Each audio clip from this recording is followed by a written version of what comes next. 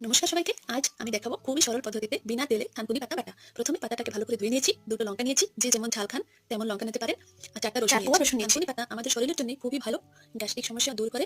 অনেকেই ভেজে নেয়, তবে কাঁচাটা অনেক উপকারিতা। এটা মিক্সিতে বাটা যায়, কিন্তু শিল নোড়াতে বাটলে অনেকই টেস্ট হয়। অল্প সময়ের মধ্যে এটা হয়ে যায়। এখানে আমি ভালো করে বেটে নিচ্ছি।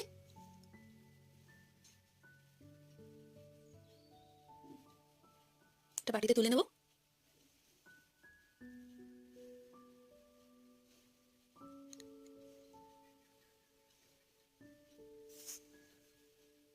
আমার বাটাটা হয়ে গেছে, এখন আমি গরম ভাতের ভিতরে বসিয়ে রাখবো।